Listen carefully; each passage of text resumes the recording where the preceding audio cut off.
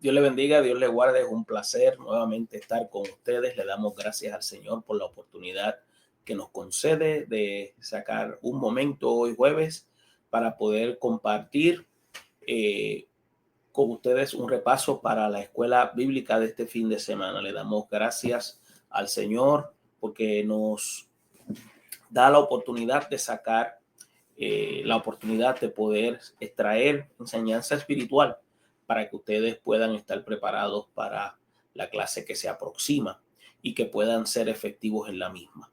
Le pedimos al Señor que a través de esta información ustedes puedan tomar notas y de las mismas ustedes puedan también hacer su investigación y que la misma pueda ser de ayuda. Acuérdense que nuestra función es simplemente proveerles a ustedes una guía para que ustedes continúen haciendo su investigación en sus hogares. Lo más importante, en adición a leer el manual de estudio, es importante aprender a estudiar con una mentalidad inductiva, con análisis. Por lo tanto, no hemos sido llamados a leer la escritura, sino que hemos sido llamados más bien a estudiarla, escudriñarla, ir más a fondo, conocer cuál es el propósito divino. Hoy vamos a hablar de un tema interesante, de la misma forma que hablamos la semana pasada cuando Esdras llega a Jerusalén y se establece para lo que se conoce el restablecimiento de lo que es el culto para poder restablecer una relación con Dios. Fue un hombre que Dios llamó, fue un hombre que Dios capacitó en aquel tiempo y jugó un papel fundamental. Pero todavía hoy vamos a seguir hablando de Esdras y vamos a encontrar un detalle específicamente en el capítulo 9. Hoy vamos a concentrarnos del capítulo 9, del versículo 1 al 7, y vamos a tocar un detalle interesante y es el pecado del yugo desigual de Israel. ¿Qué en realidad es el yugo desigual? Cuando hablamos del yugo, en sí estamos refiriéndonos más bien a una unión no pareja. Es como cuando usted pone dos bueyes a arar el terreno, pero uno es más grande que el otro. Uno va a hacer más fuerza y va a causar entonces que cuando se comience a arar el terreno, comiencen a arar en círculos. Por lo tanto, hay una disparidad y eso causa que no haya igualdad. En el caso de los negocios, cuando a veces comenzamos a establecer marcos de negocios donde no tenemos claros perspectivas, hay un estado de desigualdad. Y cuando esto se menciona en el Antiguo Testamento con yugo desigual, el enfoque principal es que Dios había establecido desde hacía muchos años, desde el tiempo de Moisés, y establecido en la ley mosaica, que no se juntaran con otros pueblos. ¿Por qué? Porque había disparidad de carácter religioso.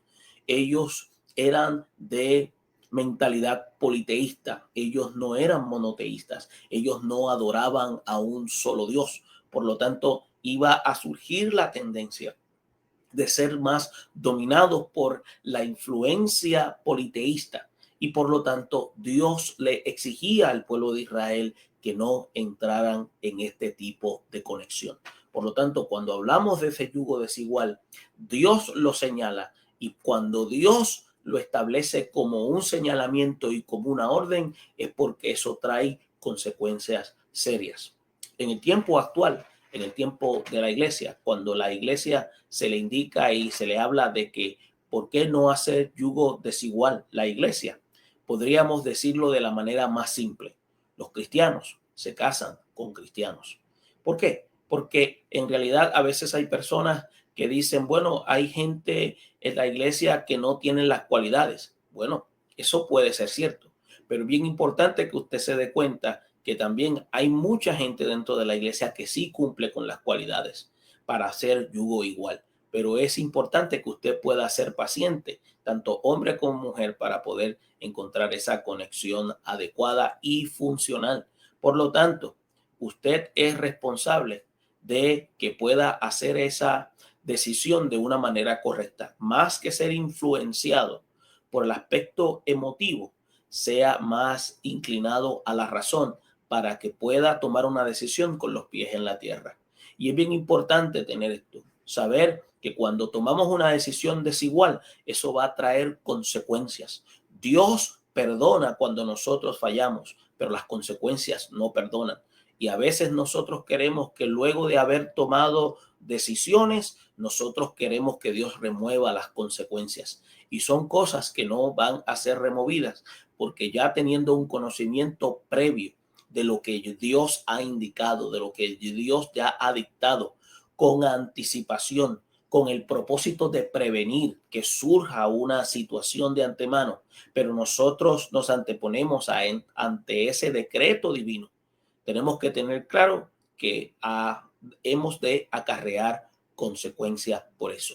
Bien, por lo tanto, vuelvo y hago énfasis. Vamos a estar tocando el capítulo 9 del libro de Esdras, pero como hacemos siempre, vamos a hacer una oración pidiéndole al Señor que nos dé la capacidad para poder articular esta información, y lo que le vamos a dar a ustedes son unos detalles. Ustedes son responsables a través del manual de estudios que ya tienen en posesión, seguir haciendo sus investigaciones, seguir tomando sus notas, y no olviden de poner la información de manera coherente para que los estudiantes puedan entender y puedan captar la enseñanza espiritual. Oramos. Señor, te damos gracias por la oportunidad que tú nos concedes de estar en esta tarde. Señor, gracias por los hermanos que en esta hora nos escuchan y han sacado un momento para podernos escuchar. Solicitamos, Espíritu Santo, tu dirección, tu guianza. Señor, te pedimos, Dios mío, que la información que podamos presentar sea información que sea edificante, que sea de ayuda, que sea a la misma vez información que pueda abrir puertas para buscar otra información que haga falta para poder completar, Señor, la clase, y así pueda la misma ser de edificación, pueda hacer de exhortación, pueda hacer de amonestación, y que a través de ella seamos iluminados, que la palabra traiga revelación y nos confronte a nuestra realidad existencial. Mira, Dios mío, las necesidades de la congregación, Señor, tú las conoces. Mira los líderes, los maestros. Te pedimos por ellos en esta hora para que tú los capacites y que tú los sigas usando con autoridad, con poder. Dale la sabiduría y dale el entendimiento para que ellos puedan seguir siendo catalizadores. En tu nombre, amén. Bien, vamos a presentar lo que nosotros llamamos la afirmación fundamental, que dice así: las relaciones maritales fuera de la voluntad de Dios pueden acarrear consecuencias desastrosas. Y eso muchos de nosotros lo sabemos, porque lo hemos visto en experiencia de otras personas, lo hemos visto cuando hemos tratado con algunos que nos han comentado sus situaciones.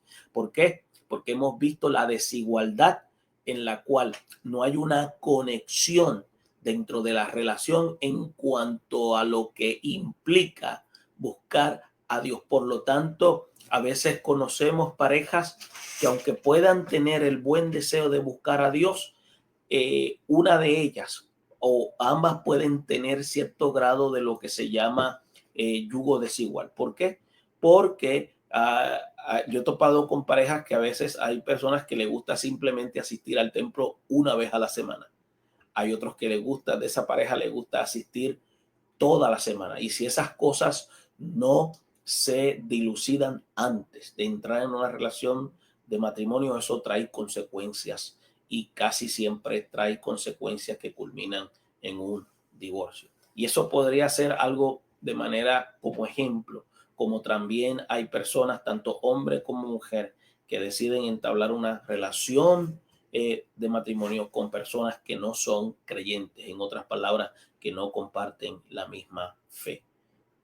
Algunos a veces llegamos a hacer comentarios, y yo me atrevería a decir comentarios hasta fuera de orden, diciendo de que la persona se va a ir al infierno porque decidió casarse con una persona no creyente. Yo le aseguro, no es que vaya a ir al infierno, ya la persona, luego de haber tomado esa decisión y no tener conciencia o teniendo aún conciencia de la seriedad de eso, ya comienza a experimentar lo que se llama una especie de calvario. Pero no significa que su vida se vaya a desprender y vaya a perder su salvación. Pero sí, eso sí, va a convertirse en una especie de tormento durante su periodo relacional. Y es algo que se puede evitar. Y la intención de Dios es que los individuos lleguen a eso. ¿Por qué? Porque en vez de la relación matrimonial convertirse en algo que pueda ser de bendición, en algo que pueda ser a la misma vez de crecimiento, simplemente se convierte, desgraciadamente para muchos, en una pesadilla por una decisión que se tomó sencillamente por no querer ser juiciosos. Y casi siempre cuando esto ocurre, discúlpenme un momento, queremos responsabilizar a Satanás, queremos responsabilizarlo por esta decisión. Y en realidad, en esta decisión, Satanás no está envuelto. Es una decisión totalmente nuestra. Dios nos dio una capacidad pensante para nosotros poder actuar. Y es bien importante que usted tenga esto claro. ¿Por qué? Porque nosotros tenemos una batalla con el mundo, tenemos una batalla con el enemigo de las almas, conocido más bien como Satanás, el adversario, el que no desea que usted y yo tengamos una relación íntima con Dios, pero también tenemos una batalla con nosotros mismos, con nuestros propios impulsos, con nuestros propios anhelos que necesitan estar sujetos a la voluntad de Dios cuando nosotros decidimos entrar en una relación íntima con Él para que nuestro espíritu tome control de nuestra alma y nuestra alma aprenda a sujetarse al propósito divino. Y esto es lo que estuvo pasando en el periodo cuando Esdras llegó. Luego de haber restablecido el templo, luego de haberse restablecido los muros, había llegado el momento de un restablecimiento espiritual, pero había una serie de situaciones que había que arreglar. Y es bien importante que usted se dé cuenta que esta es la parte crucial, esta es la parte decisiva en la cual se requiere que el individuo entienda de que Dios demanda exclusividad. Dios no comparte su gloria ni comparte establecimiento de relación con otros dioses. Acuérdese que el Dios que nosotros servimos, este Dios que nosotros, la cual proclamamos, tiene la capacidad de hablar, tiene la capacidad de instruir, tiene la capacidad de amonestarnos. Los otros dioses no hablan. Los otros dioses no se inmutan, no conocen nuestras circunstancias. Pero dada a nuestra incredulidad, dada en comparación a esto, a nuestro orgullo, hemos caído también en situaciones como esa que hoy los hombres se dedican a adorar a otras cosas que lo han hecho su Dios, su seguridad, su trabajo, sus riquezas, su poder, y piensan que eso es lo que los establece a ellos para que puedan ellos entonces sentirse seguros. Pero déjeme decirle, tenemos que tener claro que lo que tenemos en la vida no es una necesidad. Todo lo que nosotros tenemos en la vida son cosas que son lo que llamamos contingentes. ¿Y qué es contingente? Contingente es lo que hoy podemos tener y mientras lo tenemos, lo podemos disfrutar de una manera justa, de una manera responsable. Pero hoy lo tenemos, pero mañana posiblemente no lo tengamos. Lo único que es una necesidad es Dios Todopoderoso. Aún en nuestra relación no es una necesidad, es algo contingente. ¿Por qué? Porque hoy la tenemos y mañana la podemos perder, o por alguna razón mañana podemos morir y ya dejamos de existir y por lo tanto dejamos de ser parte de esa vida que tanto estábamos conectados. Y es bien claro que nosotros, la iglesia, tenemos de tener conciencia con relación a ese punto. Y eso es lo que quería entonces establecer Esdras, que Dios demandaba exclusividad y era algo que el pueblo había perdido en el proceso. Vamos a hacer mención de la lectura, pero antes de eso vamos a hacer lectura del versículo a meditar, lo que se conoce más bien como el texto áureo que se encuentra en Esdras, el capítulo 10, versículo 4, y dice de la siguiente manera: levántate, porque esta es tu obligación. Aquí le está dando una ordenanza. Y nosotros estaremos contigo. Esfuérzate y pon tu mano a la obra. Este versículo se encuentra en Esdras capítulo 10. El comentarista lo utiliza demostrando que aquí podemos ver aquí un verbo divino. Es el que Dios usa para levantar caídos y derrumbados. Levántate. Ese es el verbo que Dios utiliza, un verbo divino. Levántate. Le dice, levántate porque esta es tu obligación. O sea, esto es lo que yo te he encomendado, es lo que yo te he puesto. Por lo tanto, Dios nos ha dado unas encomiendas, nos ha dado unas responsabilidades. Y es bien normal y es bien natural que durante el proceso vamos a experimentar frustración, vamos a experimentar desaliento, vamos a experimentar cierto grado de aparente fracaso, porque es parte de la naturaleza humana. Podemos señalar que Esdras pudo haber vivido ese periodo, pero fue el momento indicado donde Dios habló para poder entonces disipar ese estado y volverlo a ubicar en la posición para llevar al pueblo a un estado restaurador. Bien, vamos a hacer enfoque a las lecturas y me voy a enfocar en el versículo 1 al 7, pero yo les recomiendo que hagan las lecturas del versículo 1 al 15. Para los que van a dirigir la clase, hagan lectura del versículo 1 al 15 del capítulo 9 de Esdras para que tengan ya lo que se llama un panorama completo de lo que el capítulo quiere presentar y a la misma vez ustedes puedan tener lo que se llama un cuadro completo de qué es lo que está sucediendo. Vamos a comenzar a leer y luego de que hagamos lectura, vamos a tratar de presentarle de manera general un resumen de la información para que así ustedes se puedan ir preparando. Dice así: acabadas estas cosas, los príncipes vinieron a mí, diciendo, el pueblo de Israel y los sacerdotes y levitas no se han separado de los pueblos de la tierra, de los cananeos, de los heteos, de los fereceos, de los jebuseos, de los amonitas, de los moabitas, egipcios y amorreos, y hacen conforme a sus abominaciones. Aquí estamos viendo en el primer versículo que el pueblo todavía tenía conexión con los pueblos de alrededor, y vamos a mencionar algunos de ellos quiénes eran. El versículo 2 dice, porque han tomado de las hijas de ellos para sí y para sus hijos, y el linaje santo ha sido mezclado. Aquí hay una especie de lo que se conoce como lo que se llama una alteración. Ha ocurrido en cierta medida como se ha adulterado lo que Dios ha querido que se mantenga simplemente en su estado original. Y dice, y el linaje santo ha sido mezclado con los pueblos de las tierras. Y la mano de los príncipes y de los gobernadores ha sido la primera en cometer este pecado. El versículo 3 dice, cuando oí esto, rasgué mi vestido. Esta es la reacción de Esdras.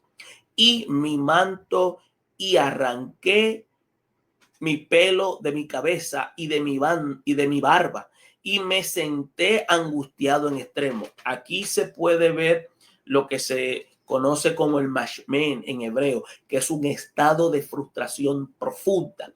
Y el versículo 4, o más bien, perdón, el versículo 3 puede demostrar el nivel de frustración al punto donde lleva a Esdras hasta esta condición de una reacción donde se hace el daño físico, o sea, él se arranca, ya se remueve tanto su cabello de su cabeza y su barba. Y dice el 4, y se juntaron todos los que temían la palabra de Dios de Israel a causa de la prevaricación del cautiverio, o sea, de la condición caída.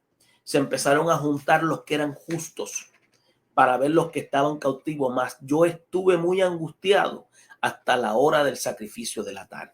Ahora bien, y a la hora de los sacrificios de la tarde me levanté de mi aflicción y habiendo rasgado mi vestido y mi manto, me postré. Escuche bien, dice él, dice Esdras, me postré de rodillas y extendí mi mano a Jehová mi Dios. Aquí estamos viendo una señal. ¿Qué importancia tiene el estado de postración? No tan solamente el estado de postración física, porque el estado de postración física que está demostrando Esdras es resultado a lo que nosotros indicamos de la condición emocional, del dolor emocional que tenía Esdras, que la única forma que él lo podía interpretar era tornándose de rodillas. Y ese estado de postración es un estado ante Dios del parte del sacerdote Esdras, de su impotencia, pidiéndole al Señor una intervención directa. Y dije, Dios mío, confuso y avergonzado estoy para levantar, oh Dios mío, mi rostro a ti, porque nuestras iniquidades se han multiplicado sobre vuestra cabeza y nuestros delitos han crecido hasta el cielo. El versículo 7 dice lo siguiente: desde los días de nuestros padres hasta el día hemos vivido en gran pecado. Está haciendo confesión y declaración del mismo. Y dice, iniquidades, nosotros, nuestros reyes y nuestros sacerdotes hemos sido entregados en manos de los reyes de las tierras, a espada, a cautiverio, a robos y a vergüenza, que cubre nuestro rostro como hoy día. Entonces, esa es la parte. Esta es la parte importante. Vamos a tocar algo importante. El tema general del capítulo 9.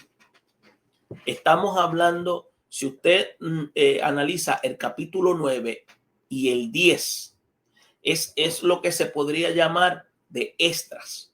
Le quiero dar un adelanto. El capítulo 9 y 10 de Esdras es la reforma que tuvo lugar cuando se puede ver la condición del pueblo. Y especialmente también quiero señalar que tanto el libro de Esdras como el libro de Nehemías, como el libro de Daniel, también juegan un papel fundamental en el proceso. Ahora bien, ¿por qué les hago mención a esto? Estos capítulos registran oraciones, porque nos referimos en estos capítulos a grandes oraciones de confesión. Confesión por una condición de estado espiritual. Ese es el número 1. Ahora bien, vamos a seguir tratando de traerles a ustedes la importancia de lo que es la confesión. En esta oración se pronunció una ocasión marcada por un triste suceso que había tenido lugar entre el pueblo de Dios. Y mire, por eso es que cuando usted lee el primer versículo dice, acabadas estas cosas, los gobernantes se acercaron a mí y dijeron al pueblo, y me dijeron, el pueblo de Israel, los sacerdotes y los levitas no se han separado de la gente del país, de los cananeos, de los heteos, de los fereceos, de los jebuseos. Miren lo que están mencionando, de los amonitas, de los moabitas, de los egipcios, de los amorreos. Han caído en su abominable costumbre pagana. Ahora vemos aquí, miren, ¿qué es lo que pasa? Como hemos mencionado, los egipcios y también otros pueblos paganos, entre ellos tenemos al pueblo de los heteos, fueron descubiertos después de haber permanecido ignorados por mucho tiempo y siempre hemos estado interesados en leer acerca de ellos. Porque déjeme decirle algún detalle que yo tengo que mencionar aquí. Por ejemplo, nosotros sabemos que los cananeos vienen de Canaán. Ahora bien, los heteos vienen de la región norte de Canaán. Es para que ustedes vean, porque yo les estoy mencionando esto, para que ustedes vean cómo estaban rodeados, cómo estaba rodeado la tribu de Benjamín y la tribu de Judá, que era lo que componía el pueblo de Israel. Los amonitas y los moabitas, escuche bien, ¿quiénes eran los amonitas y los moabitas. Pues miren, ellos eran parientes de los israelitas porque ellos eran descendientes de Abraham y Lot y se habían ubicado cerca del río del Jordán. Es bien importante que ustedes sepan esto.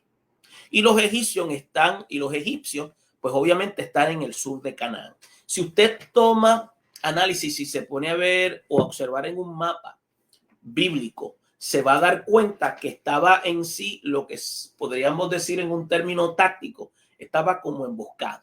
Que quiere decir que estaba en una posición donde podía tener influencia con facilidad de estos pueblos. Ahora bien, para evitar caer en ese estado de influenciación por el politeísmo y por la influencia cultural y por el deseo de estar o mezclarse con ellos, era imperativo, era necesario que ellos mantuvieran una relación con Dios. Es por eso que usted va a notar que cuando usted comienza a leer este periodo, cuando lee de los eteos y cuando lee ellos, esto en realidad en el tiempo actual se está hablando que estaban ubicados en el Asia Menor, especialmente en las costas de lo que en el tiempo del Nuevo Testamento se conoce como Éfeso, se conoce como Esmirna, se conoce como Troya, y fueron establecidos ahí los eteos. Ahora bien, ellos formaban un gran pueblo, pero eran paganos y eran idólatras. Y los israelitas no se veían separados, no se habían separado de aquellos pueblos. O sea, ellos se mantuvieron ahí, por lo tanto estaban expuestos y estaban vulnerables. Y cuando la primera delegación de judíos regresa del cautiverio, se enfrentaron con una situación desalentadora. Entonces, ¿qué pasa? Vamos a ver que sobre esta situación surge la profecía de Ageo. Y allí comprobamos cómo Dios a través del profeta los ayudó a superar los obstáculos de desaliento que se encontraban entre ellos. Los obstáculos fueron numerosos y por medio del profeta Ageo fueron lo que se llama, permítame un momento, fueron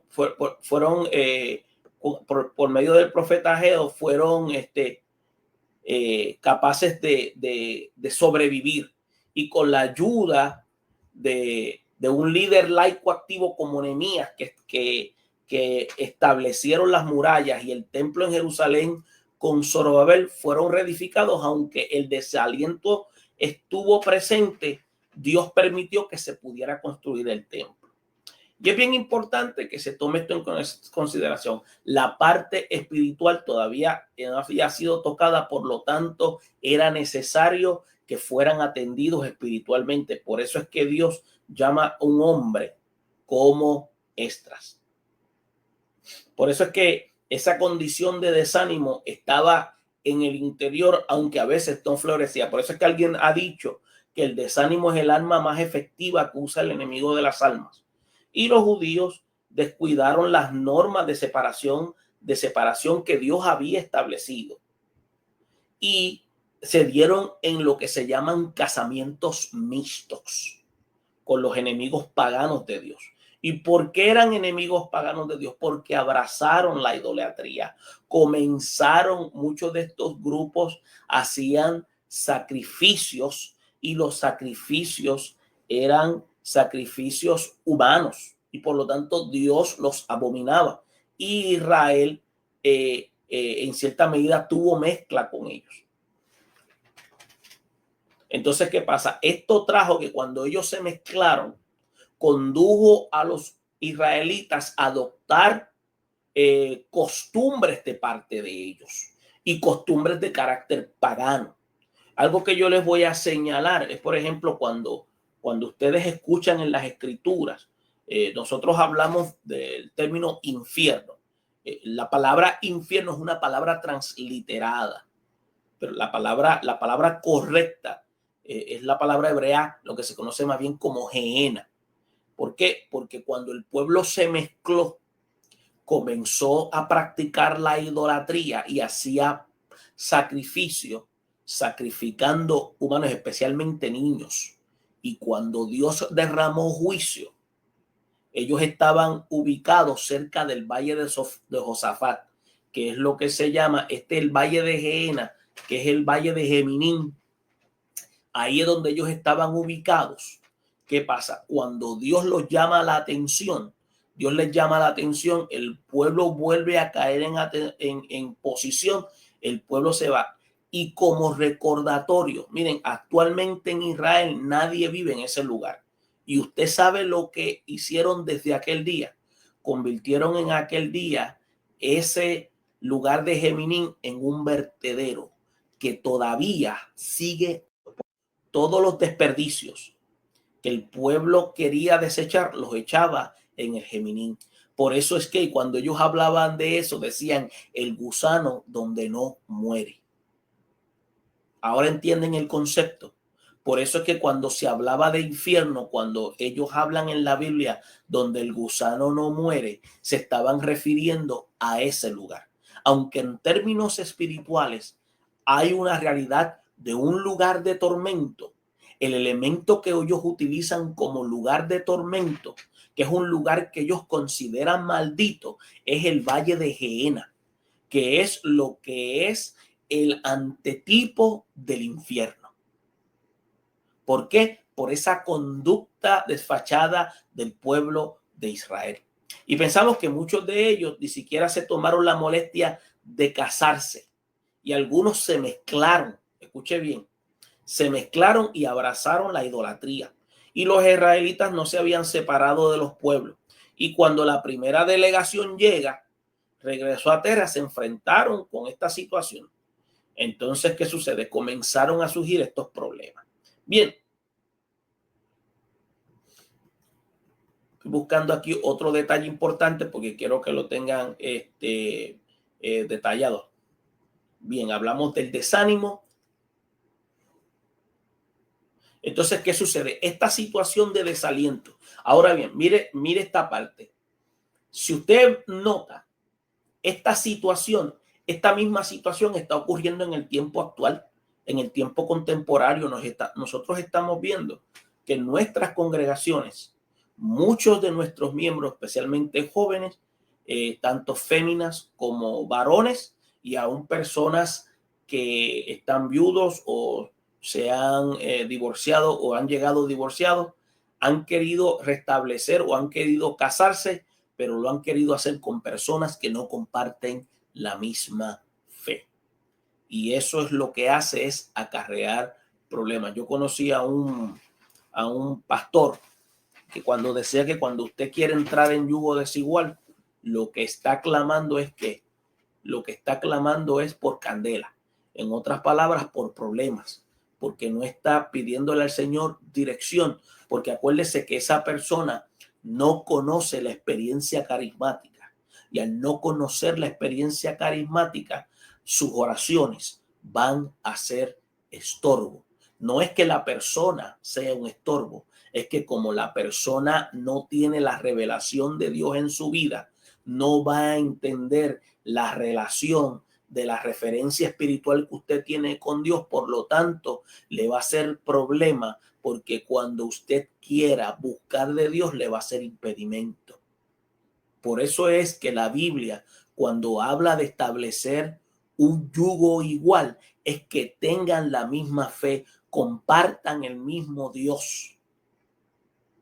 Si eso estaba pasando en aquel tiempo, en el tiempo actual lo estamos viviendo. Bien. Entonces, nosotros estamos viviendo en una sociedad que está más avanzada, está más civilizada, con un nuevo concepto de libertad. Entonces, ¿qué pasa? Como se está viviendo en un concepto de libertad, hoy en día en muchas congregaciones se predica un evangelio donde se le dice a la gente lo que la gente quiere escuchar y no lo que la gente necesita saber. Pero la iglesia que es congregación, lo que ellos necesitan saber, no lo que quieren escuchar. ¿Por qué? Porque la responsabilidad de la iglesia es orientar, es capacitar y es ayudar a la membresía a evitar que caiga en esas situaciones. Ahora bien, ¿qué dice el versículo? Y vamos a analizar en el versículo 2. Veamos ahora lo que dice el versículo 2 del capítulo 9. Porque han tomado mujeres para sí y para sus hijos e hijas de ellos y el linaje santo. El pueblo de Dios se ha mezclado con la gente del país, con los jefes, de gobernadores, y han ido y han sido los primeros en cometer este pecado. O sea, desde los líderes ha comenzado a ocurrir un proceso de descuido y han olvidado lo que había sido establecido en la ley mosaica. Entonces, ¿qué podemos ver aquí? Podemos ver aquí que aquellos que ocupaban cargos directivos, escuche bien, aquellos que ocupaban cargos directivos en el pueblo de Israel eran los que estaban dando el mal ejemplo. Eso no está ocurriendo actualmente en nuestros tiempos, tanto en algunas congregaciones. Y si eso está pasando, eso se convierte en un modelo para que alguno que en la fe no es sólido tienda a seguir. Y por supuesto, ante Dios ellos eran más culpables. Escuche bien, los de aquel tiempo, ante Dios ellos eran más culpables que los demás, porque el privilegio siempre aumenta, escuche bien, la responsabilidad. A mayor privilegio, mayor es la responsabilidad. Entonces, por lo tanto, el remanente que había regresado se encontraba en una condición triste y una condición miserable. ¿Cuál era esa condición? Era espiritual, era una condición de decaimiento. Entonces, ¿qué pasa? Esta condición, Esdras podría haber, en este caso, ¿qué podría haber hecho Esdras? Adoptado una condición por diversas acciones. Número uno, podría haber apelado al patriotismo por medio de las proclamas y los actos masivos, y él no lo hizo. Él quizás podría haber formado una organización para tratar de recuperar esas parejas que se habían entregado a estas prácticas, pero tampoco lo hizo. Entonces, esa es la forma en la que nosotros operamos en el presente. Hacemos este tipo de movimientos.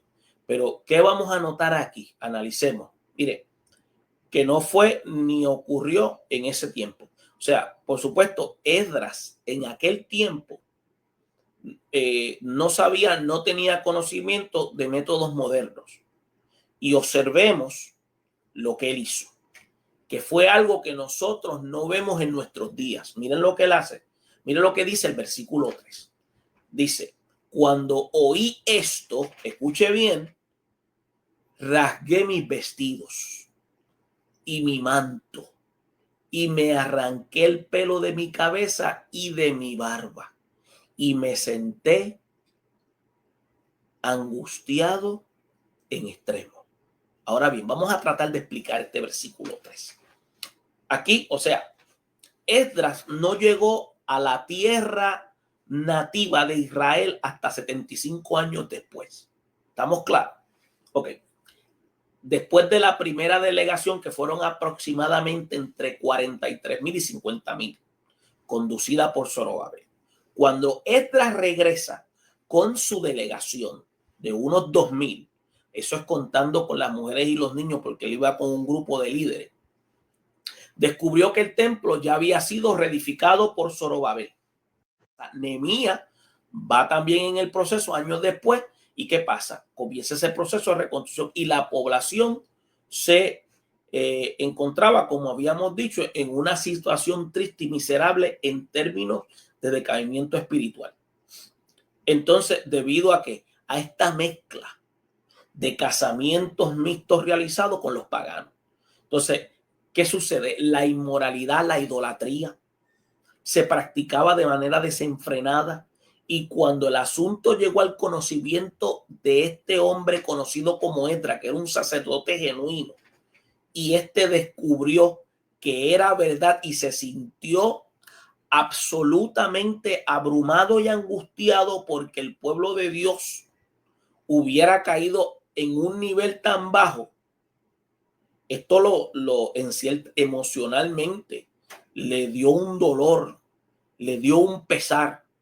Y cuando nosotros hablamos de apostasía de muchos cristianos, nos preguntamos cuántos de nosotros nos preocupamos y cómo debiéramos nosotros reaccionar cuando vemos esto. Y cuando miramos de este tipo de situaciones que está pasando en la escritura a manera de lectura, obviamente en esta situación parece que no nos sentimos como tentados a levantarnos.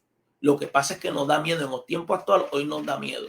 Cuando vemos a alguien que se levanta con una falsa enseñanza o cuando vemos a alguien que comenta algo inapropiado que está en contra de la escritura, no es que nos vamos a levantar para insultarlo, sino que lo que vamos a atacar es la idea que está haciendo daño y puede afectar a algún pequeño.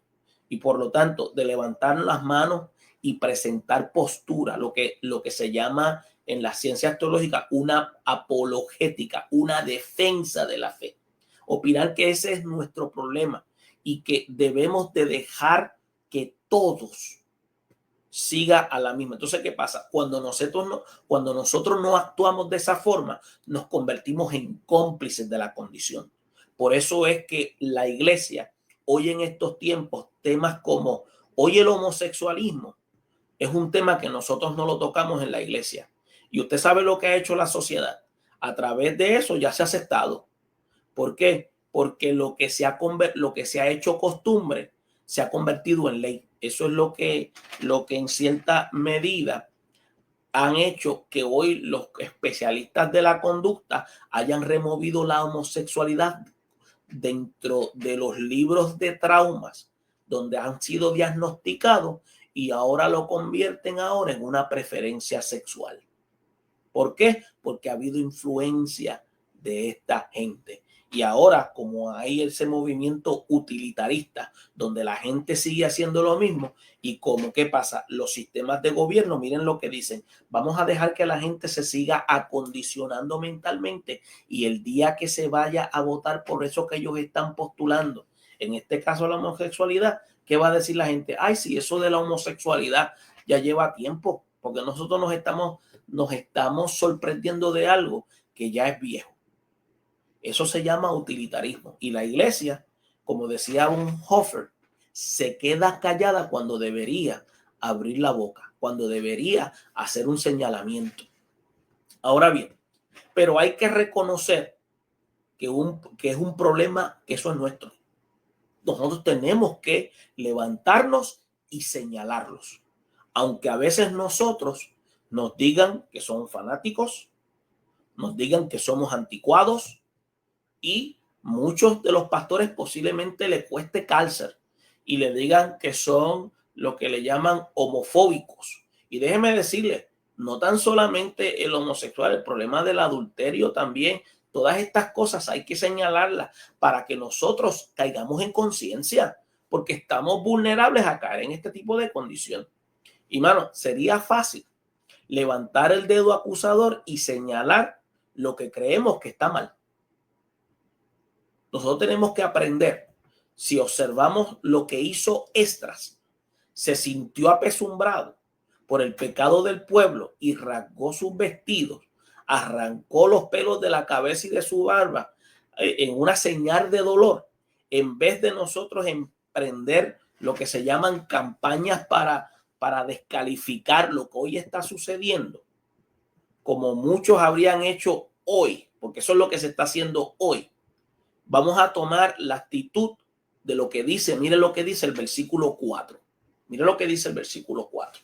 El versículo 4 dice, todos los que temían la palabra de Dios de Israel se reunieron en torno a mí. Eso lo dice Esdras. A mi causa de la infidelidad. De quienes había regresado de la cautividad, pero estuve muy angustiado hasta la hora del sacrificio de la tarde. O sea, nos agrada la actitud de esa gente.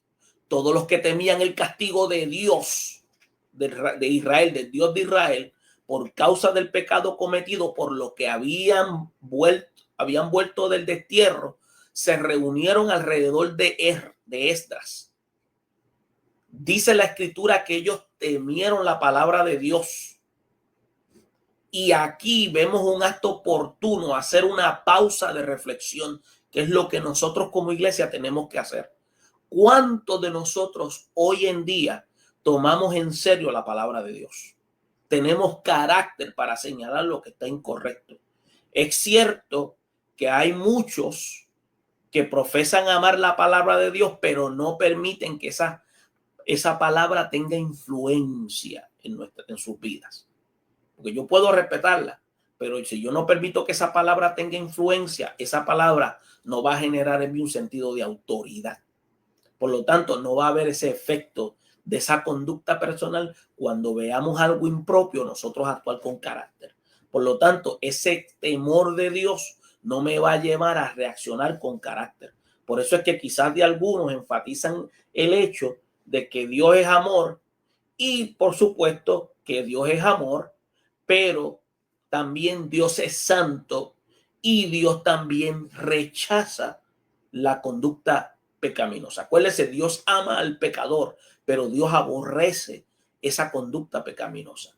Y esa es la situación en la que angustió a Esdras. Ahora bien, dice el texto que Esdras permaneció sentado y abatido hasta la hora del sacrificio de la tarde por causa del pecado de los que habían dejado los que se habían dejado engañar.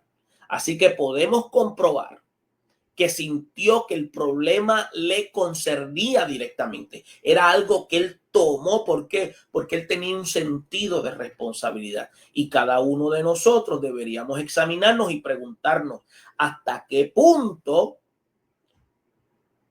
la palabra de Dios tiene ese efecto. O sea, hasta qué punto la obedezco yo realmente y le doy la importancia que merece y la tomo como Dios indica y la aplico. Como dijo el Señor Jesús en Juan 15, si me amares, guardaréis mis mandamientos. Cuando dice que guardáis tus mandamientos, quiere decir que los ha de poner en práctica. Y cuando uno los pone en práctica, el Espíritu Santo te lleva a que lo proclame para que lo comunique. Entonces, si usted continúa leyendo el versículo 5 de Esdras, mire lo que dice. A la hora del sacrificio de la tarde salí de mi aflicción y rasgados mis vestidos y mi manto, me postré de rodillas. Extendí mis manos al Señor, mi Dios. Encontró que él era el refugio, pero también hizo también un señalamiento hacia Dios para una extensión de misericordia. ¿Qué significa extender las manos a Dios? Significa que uno no está ocultando nada. Eso es lo que significa. Eso es lo que significa cuando uno está extendiendo su mano a Dios. Quiere decir, cuando usted se dirige a Dios en oración, significa que su alma, su mente se presentan ante él tal y como son, como si estuvieran totalmente desnudas. Y eso es lo que estaba haciendo Esdras. Y Dios está buscando en estos tiempos hombres como Esdras. Y una de mis recomendaciones es que nosotros podamos inspirar mediante esta enseñanza a que la audiencia que va a estar escuchando podamos asumir esa postura que asumió Esdras, porque él había integrado la ley de Dios en su vida. Y cuando se atesora la ley de Dios en nuestras vidas, esa palabra tiene un efecto porque nos lleva a ser activa en la conducta. Ahora bien, otro aspecto. Así que Esdras se presenta delante de Dios sin nada que esconder. De la misma manera que Pablo lo describe creo que en Primera de Timoteo 2:8, con estas palabras que dice: por consiguiente, quiero que en todo lugar los hombres oren levantando manos santas, sin ira ni discusiones. ¿Se da cuenta? O sea, realmente necesitamos recordar esta lección para aplicarla a nuestra vida de oración. Entonces, mire lo que dice. ¿Cuál fue la oración de Esdras? Y dice, Dios mío, confuso y avergonzado estoy para levantar, oh Dios mío, mi rostro hacia ti, porque nuestras iniquidades se han multiplicado sobre nuestras cabezas y vuestras culpas han crecido hasta el cielo. Esa es la oración de Esdras. Permítame un segundo. Dice, porque nuestra oración ya hasta el cielo. Bien, y dice, vamos a prestar atención a lo siguiente. Prestemos atención. Esdras no dijo que las iniquidades, escuche bien, que las iniquidades de ellos se habían multiplicado sobre su cabeza y la culpa de ellos habían crecido hasta el cielo. Escuche bien lo que él dice. Dice, porque nuestras, él se incluye, se han multiplicado sobre nuestra cabeza, sobre nuestra culpa, ha crecido hasta el cielo.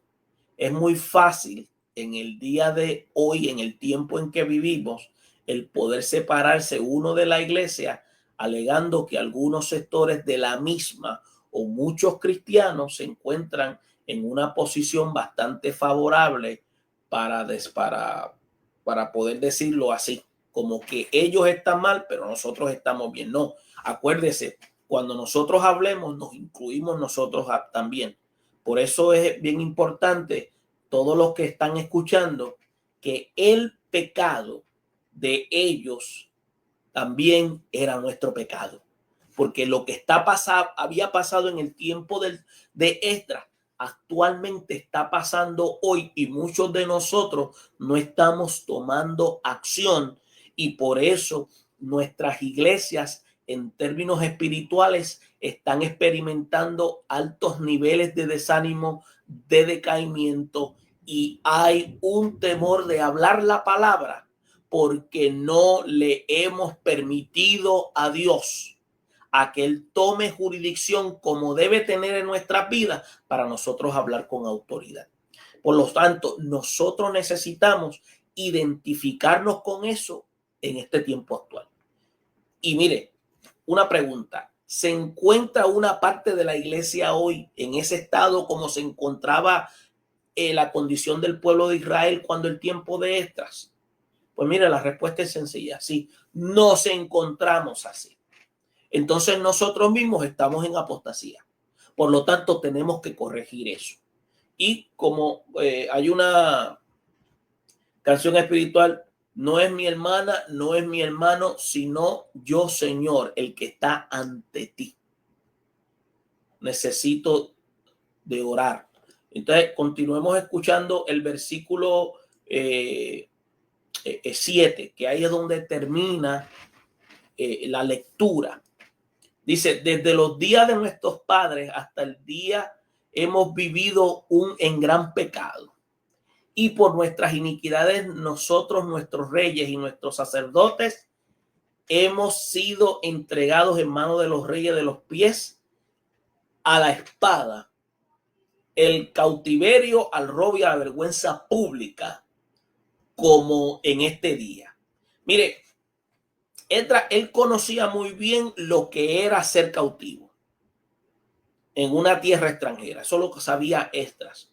Hasta donde mi información llega, él había nacido ahí. Pero él sabía por información de sus padres, por la historia que él conocía, que él era israelita, que él era judío. Esdras aparentemente había nacido en el cautiverio, como había señalado, o quizás había sido llevado cautivo siendo un niño. Y por eso sabía bien lo que él era y sintió temor cuando reconoció que Dios sí podía juzgar. Por eso es bien importante usted y yo cuando estemos enseñando que hay muchos en nuestro tiempo que están siendo juzgados por Dios y tenemos que tener claro que Dios nos va a llamar a cuentas. Y fíjese, uno podría mencionar ejemplos tras ejemplos. Podríamos mencionar muchos ejemplos. Y en cierta ocasión, un hombre llegó delante de un predicador diciéndole que había estado sufriendo de una enfermedad venérea, por muchos años. Si quieren lo pueden utilizar. Y que pensó que se saldría con la suya. Y dijo que era un creyente y que creyó que nada podía suceder. Y ahora iba a morir de esa enfermedad. Y eso fue exactamente lo que sucedió. Ahora, alguien quizás diga, bueno, Dios podría haber mostrado clemencia, misericordia hacia ese hombre. Claro que sí. Dios podía haber hecho eso. Pero lo cierto fue que este hombre era culpable y nuestro Dios es un Dios santo que juzga el pecado. Y otra cosa, y que el pecado acarrea sus consecuencias, lo que habíamos comentado al principio. Acuérdese que Dios perdona, pero las consecuencias no perdonan. Y es lamentable que muchos de nosotros no sintamos ese enorme respeto, un temor reverencial ante la palabra de Dios y escuchemos lo que está sucediendo. Por lo tanto, esta condición caída del pueblo es lo que lleva a este estado de apostasía, de crisis, de condición. Yo les recomiendo que continúen leyendo los otros versículos. Y fíjense, los que tienen el manual final, hay un detalle interesante y es el siguiente. Acuérdense que una de las aplicaciones prácticas dice así: el mundo postmoderno admira las relaciones de intimidad aún fuera del matrimonio.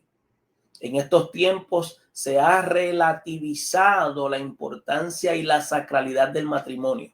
¿Por qué se ha relativizado? Porque estamos viviendo en una nueva generación donde ahora todo es relativo.